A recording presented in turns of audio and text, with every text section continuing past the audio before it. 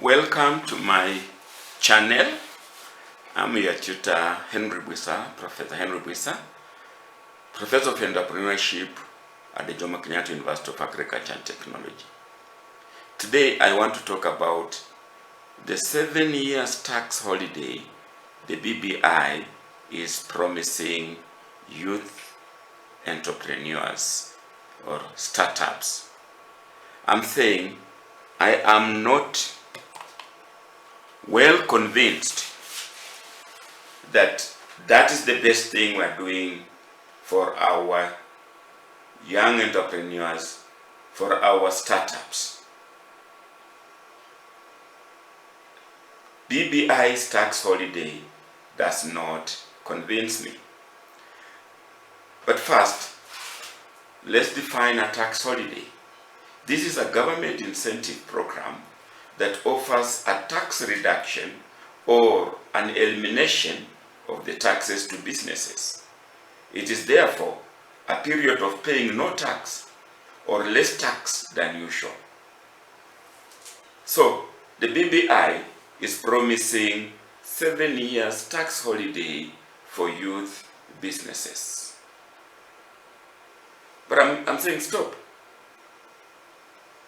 1. Will BBI tax holiday be a reduction or an elimination for those 7 years?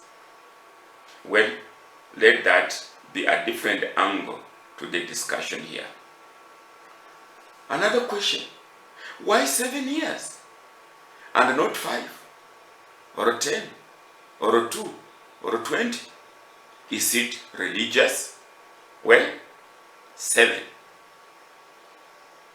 The Christians tell us God rested on the 7th day. 6 days working, 7 days resting, and therefore we have a week of 7 days. Was that the motivation?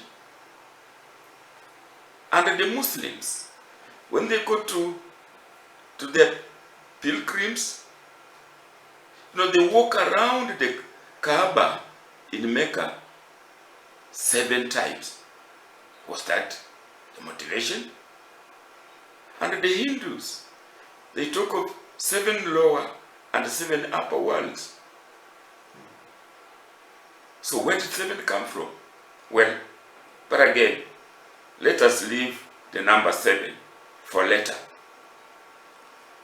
Rule of thumb in entrepreneurship is that 42 months or 3.5 years is enough for a well-started entrepreneurial venture to break even and start earning profits. So the rationale for 7 years still defeats me. Could it be a hidden agenda? Yes. I can imagine somebody starting a business, running for 3.5 years, getting break even, running for another 3.5 years, getting the profit, closing it, starting another one, so that you don't end this 8th year to start paying taxes. Well, theoretical, but possible.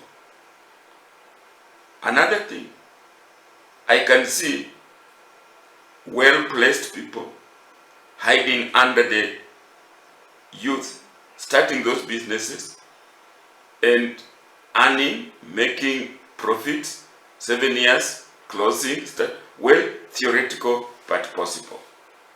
And now, let us look at those pictures. Those are the youth, Kenyan youth, looking for employment. They're saying, stop youth poverty. They are unemployed. They are not in wage employment. They are not in self-employment. So, what's tax holiday for them? The unemployment is a major challenge for Kenyan youths. About 800,000 youth join the already big unemployment annually. So, before such can enjoy tax holiday, they need to be employed. a tax holiday may not therefore be what they are looking for. After all, they don't have that business. So, are we putting the cart before the horse? We're giving tax holidays to people who don't run businesses.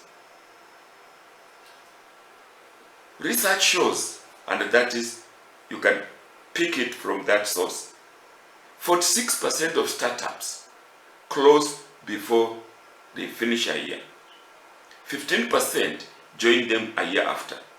And only 39% see the third year.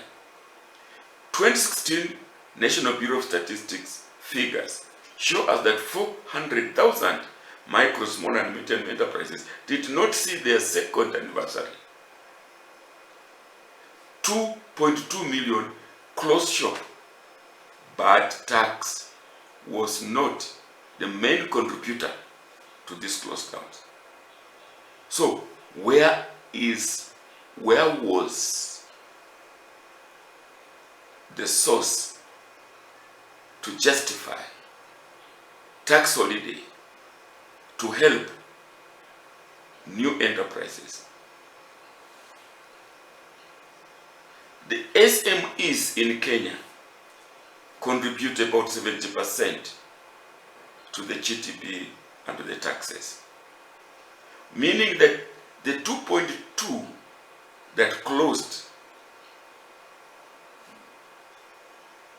made our economy decline. The economy also lost taxes, which is a government revenue. Yes. The more the closures of SMEs, the more the GDP suffers, and even the taxes themselves. In May 2020, the governor of the Central Bank of Kenya raised the red flag over survival of small and medium enterprises. His cry was that if they did not get funding, 3 out of 4 would close shop. He was using the statistics of May 2019. May 29th, 2020. The message here is that it is not tax, it is funding. He reckons funding is a major roadblock. To support him, earlier we had had a study, May 2019. Lack of funds is leading to closure of small and medium enterprises in Kenya. So what informed the tax holiday proposal when there are other more pressing areas that our SMEs, our youth businesses need to be, to be addressed? Over the years, in my teaching of entrepreneurship, researching with my students, I always, for my examinations, my students go out and do researches. They bring results as the examination are not written exams. So generally, we have external challenges, infrastructure challenges, human resource development challenges, financial challenges, marketing challenges, production challenges, socio-cultural challenges, and even environmental challenges. These are the challenges that face startups. You can see tax can be factored in there, can be seen from in there, but we have other major problems that the BBI should be addressing, and not the small, the one tax. That's what I'm saying. To me, tax holiday is sugar coating the BBI to convince us that it is going to help the micro enterprises. Yet, the biggest problem that they face are not addressed. So, taxation may be a factor in the challenges facing micro, small, and medium enterprises, but it is not the most pressing. If indeed SMEs contribute to about 70% of tax, and given that Kenya needs to raise revenues to run its affairs, and indeed even the expanded government will need taxes to run it, then the logical thing, if we are very serious, the logical thing is help the SMEs afford to pay taxes and not assist them not to pay taxes by giving them tax holidays. Shooting ourselves in the feet. So, my take is this. There are many problems, challenges facing SMEs, and I've grouped 4 of them. There is stiff competition. Some of this competition comes from large-scale enterprises. There is poor management. People starting businesses, graduates, are not well groomed to run businesses. Market access. There is no or little or difficult access to markets. And the elephant in the room, corruption. If we do not address this, it doesn't matter how much tax holidays we give them. After all, if they don't access markets, they will not get profits. And even that tax holiday, the inputs for them will be difficult. So, let's look at stiff competition. We need to incentivize, give incentives to large-scale enterprises to support the SMEs.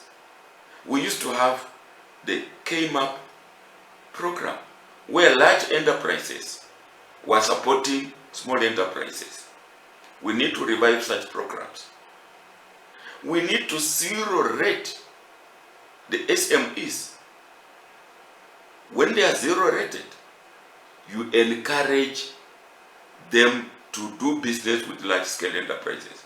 But if they are exempted, then the large enterprise will not be tempted to trade with them because, after all, they are not filing any returns, and therefore, if there is any refunds, it will be difficult. So, that may in fact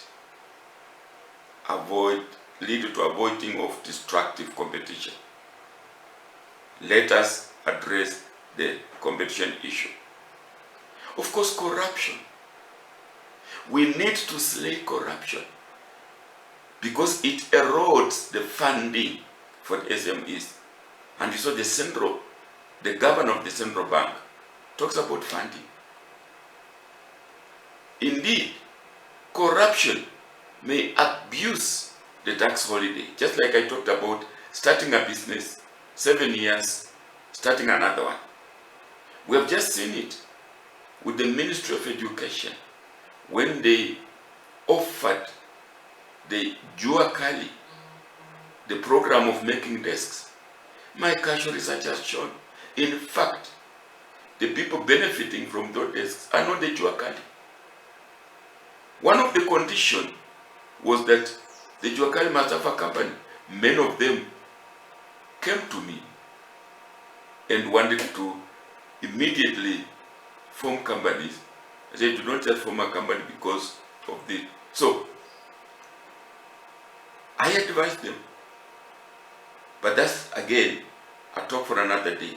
So what happened is that some people with companies used the Jua Kali. Look, invest in infrastructure. markets are not accessible. Transport, utilities, affordable utilities, power. The Juakal welders have a problem with power. Water, even ICT. Those are areas that the SMEs and startups will need a lot of help. Poor management.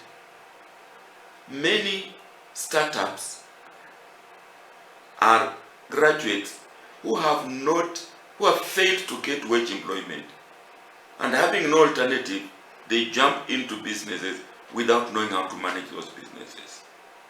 And if they fail, marketing, advertisement, and all that. We need to establish college business incubation centers to prepare the youth to start viable ventures. When our students graduate from colleges, from universities, they should have gone through business incubation so that their startup process is easy and they can manage their businesses. So tax holiday, yes, we need them. We need that policy, but it's not the major policy. You will still have tax holidays, but not be able to sell your product because of market access, not be able to get funding because of corruption, and not outcompete the already existing businesses and not manage it. So yes, I'm not convinced that tax holidays are the panacea for small enterprises. So my conclusion is that tax holiday is sugar coating the BBI. BBI is sugar coated. Even the 35% funds to the counties. This is sugar coating the BBI. But deep into it, the benefits are minimal. Either they are not well thought, particularly this tax holiday, or they by design. So let's focus on other aspects. Even if we're going to give tax holidays, let it be alongside more concrete, more pressing problems of SMEs. If you enjoyed it, like it, share it, and subscribe. But if you want to support us so that we bring you more, we do more research and bring you more, then donate.